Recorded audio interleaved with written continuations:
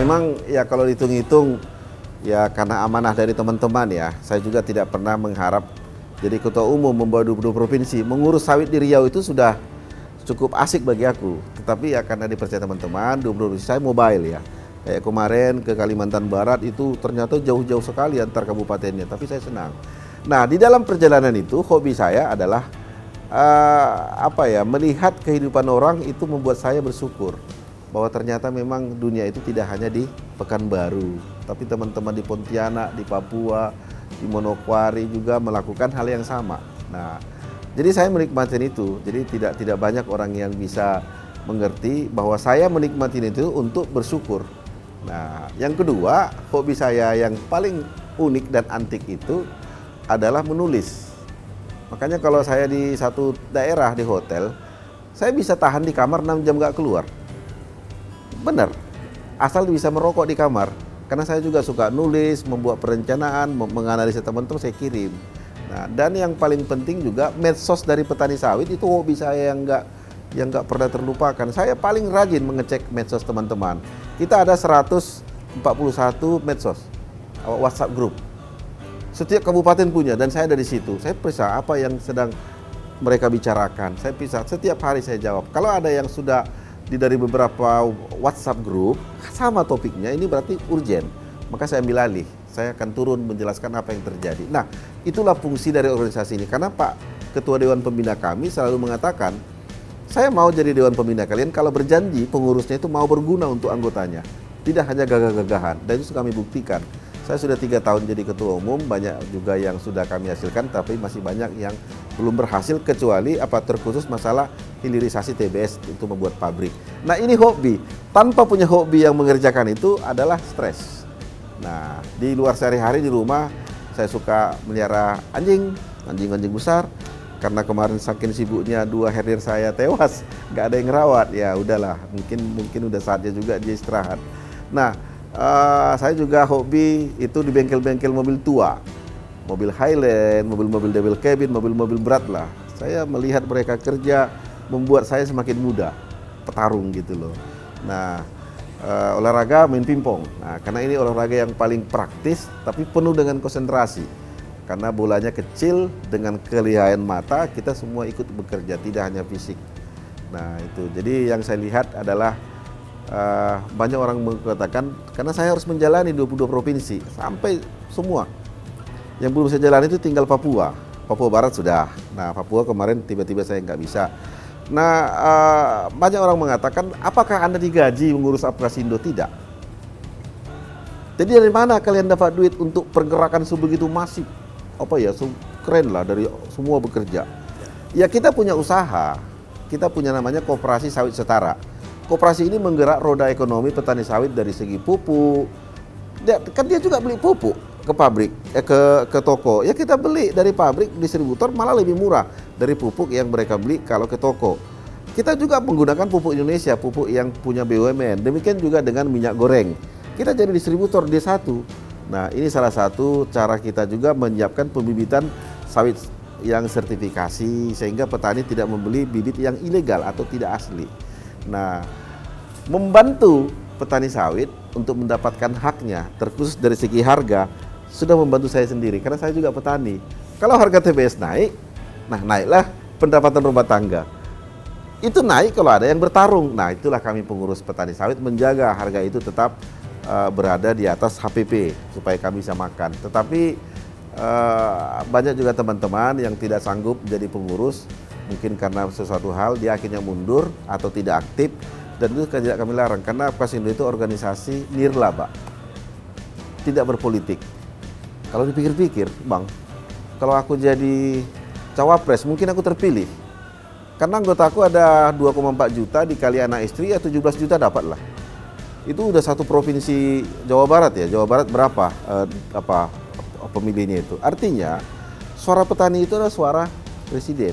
Suara petani itu adalah suara wakil presiden. Barang siapa yang bisa membuat visi misi, kami tidak berpolitik ya, visi misi yang menjaga keutuhan 3 dimensi tadi, dimensi ekonomi, sosial, dan lingkungan, itulah presidennya.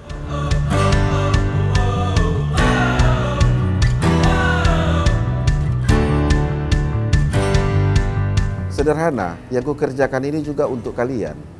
Karena kalau nggak dijagain petani sawit, nggak dijaga harga TBS, hasil panen kita dijual nggak ada nilainya.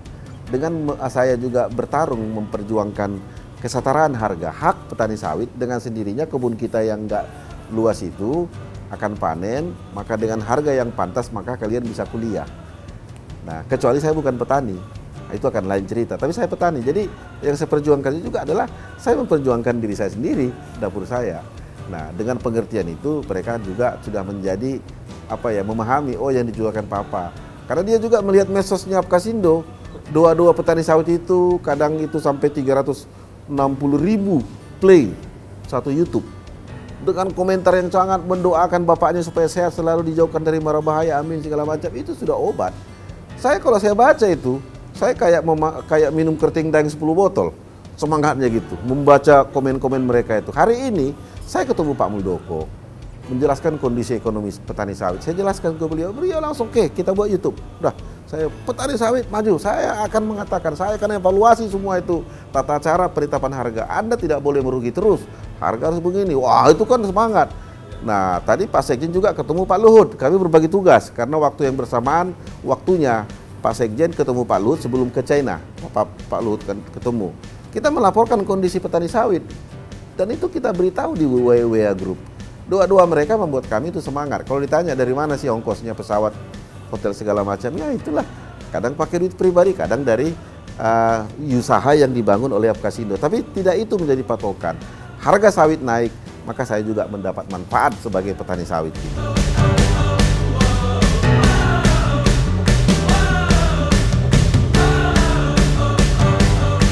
Kalau dihitung-hitung itu 42 hektar. Nah, iya, di satu tidak juga. Kalau petani sawit itu 40 hektar itu kalau di perusahaan itu sama dengan 6 hektar itu. Iya, karena dari segi manapun kita tetap penjual TBS pasti di bawah keuntungannya dari pabrikan. Tapi saya tidak melihat 42 atau 100 atau berapapun. Tetapi sepakat apa yang disebut Pak Menteri tadi, Menteri Pertanian, hanya dengan produktivitas tinggilah kalian bisa selamat dari kejamnya rantai industri sawit. Kalau dengan sekarang cuma dapat 400 kg TBS per hektar per bulan, maka dia akan pass out. Artinya tersingkir, karena dia tidak sanggup. Tetapi dengan harga yang tidak baik, tapi produksi meningkat, itu akan tertutup dengan produksi pengali rupiahnya. Tapi hari ini kami tidak dapat itu, maka kami disuruh replanting, ganti dengan tanaman hybrid menjadi 3 ton per hektar per bulan, berarti 3 ton ke 3.000 kilo kali dengan 2.000 perak udah dapat 6 juta. Dikalikan dengan hanya 400 kilo, dikalikan dengan produksinya 2.000, berarti 6 kilo berarti kalau katakanlah dulu 600 dikali dengan 2, berarti 1.200.000. Nggak cukup untuk menghidupi rumah tangga. Tapi kalikan dengan produksi 3 ton, waduh, gitu. Itulah yang saya sebut tadi, kata Pak Menteri, hanya dengan produktivitaslah petani sawit bisa bertahan dari kejamnya rantai industri sawit, gitu.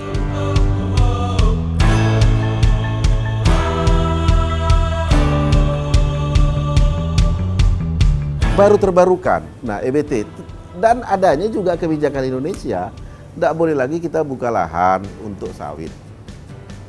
Karena lahan yang peruntungan sawit pun tak ada lagi, dan itu sudah dipaku mati, dimatrai di dalam Undang-Undang Cipta Kerja. Nah, yang ada adalah meningkatkan produktivitas lahan atau namanya intensifikasi. Intensifikasi adalah meningkatkan produktivitas lahan, persatuan luas, dengan tidak menambah, tapi hasilnya bisa sampai 3 kali lipat. Itu sebenarnya rahasia yang disampaikan Pak Luhut kemarin waktu pidato, itu benar itu. Beliau itu memang guru strategi perang, tapi ilmu yang dia punya bisa diterapkan di bidang lain. Kalian berapa hasil kalian? Sekian. Kalau nggak kau replanting sawit kau itu, berhentilah kau jadi petani sawit. Karena dengan itu kami nggak bisa lagi nambah 4 menjadi 10, 20 udah habis tanah. Tapi dengan produktivitas meningkat, lah menjadi petani itu mendapatkan haknya, gitu.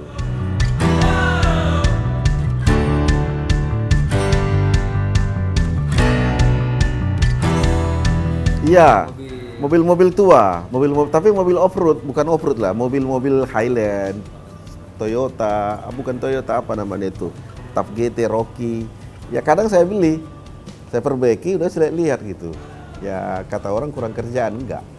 Karena dengan itu saya tidak pintar ke karaoke, saya tidak pintar main golf, saya tidak pintar apa namanya, ya orang lain berenang-berenang. Saya taunya itu, ya kadang-kadang kalau nggak ada kerjaan saya pajang gitu, ya mobil-mobil pickup, mobil-mobil buru, sampai 10 biji di lapangan depan rumah. Saya baterainya kadang udah mati, nggak pernah dihidupin, tapi saya senang. Karena itu bukan barang busuk ya bang ya. Tapi suatu saat itu bisa saya jual ketika saya mungkin pengen menjual. Nah itu hobi yang mungkin tidak mahal lah. Jadi kalau saya ke kebun kadang lihat kebun saya lebih banyak singgahnya daripada ke kebunnya. Karena kan saya kan banyak kelompok tani atau koperasi. Saya ikut di sini. Saya juga dipercaya untuk mengaudit. Tapi saya ketika ke kebun banyak singgah. Nah singgah itu membuat banyak cerita untuk strategi saya membantu petani move on hijrah ya dari petani kampung. Ayo dong ganti. Bapak hanya punya 4 hektar. Kalau cuma dapat 1 ton dari 4 hektar nggak cukup. Ganti. Gimana caranya? Ikut PSR. Kita bantu. Di hari ini sudah dapat 3 ton kali 4. Wah. 3 ton per hektar kali 4, abang bisa kalikan 12 ton kali 2.000, 24 juta dia sebulan. Dan itu bukan hoax, ini sudah terjadi. Nah, sebagian ada yang tidak mampu PSR. Dia punya lahan di kampung 10 hektar. Saya bilang jangan dijual. Caranya gimana? Dia tidak punya duit, tidak punya teknologi. Akhirnya oke, saya bangunkan apa perjanjiannya? Bagi 2. Daripada dijualnya 6 hektar, akan lebih baik saya tanam 3 hektar. Setelah panen untuk dia 3, setelah panen untuk aku 3. Itu daripada 0, karena suatu saat dia akan menjadi beban daripada dampak sosial sawit. Dia akan pemilik tanah, dia suatu saat akan menjadi tukang dodos, pekerja buruh di tanahnya yang dulu miliknya. Itu aku tidak mau, dan itu sudah saya lakukan di Kabupaten Pelalawan. Saya punya tanah di sana 51 hektar, itu tidak 1 jengkal pun pernah saya beli. Kerjasama, saya bangun kebun orang, dapat saya setengah, saya besarkan. Dan itu akan menjadi suatu, itu sangat unik ya. Kalau ke orang kampung situ tahu aku datang ke kebun, itu udah janjian. Hari ini saya yang menjamu Pak Gulat Manurung makan di rumah, di kampung lah. Karena di sana banyak sungai, ikannya ikan sungai, udang sebesar-besar itu. Mereka bahagia, saya mau datang ke rumah. Karena dengan saya buat pola bangun kebun masyarakat bagi 2 daripada dijual, saya tanggung sampai panen. Akhirnya mereka punya kebun sendiri. Tidak terbayang olehnya dulu punya kebun. Saat ini mereka ya 4 hektar dapat katakanlah dulu rata-rata 2 ton, nanti 8 ton. 8 kali 2.000 16 juta. Di mana cari 16 juta sebulan? Nah, itu yang terjadi. Jadi kalau saya ke kebun baik ke Kuantan Singingi atau ke Rokan Hilir, ya masyarakat sana, kepala desa, pemuda paling suka kalau saya datang, karena saya suka bercanda, betawa. Nah, sambil merekam apa yang terjadi. Nah, dan juga ini program beasiswa BPDPKS kan ada nih. Nah, beasiswa tahun ini kan 2.000 orang, tahun lalu kan cuma 1.000. 2.000 orang. Nah, kita kabarkan ke petani, Pak, ada beasiswa tuh, ayo ambil dong, ada D1, D2, D3, D4, S1. Mau mereka kan, itulah manfaatnya. Jadi dengan makin banyak mereka sekolah, ya yang mendoakan petani sawit, pengurus Apkasindo itu makin banyak gitu loh.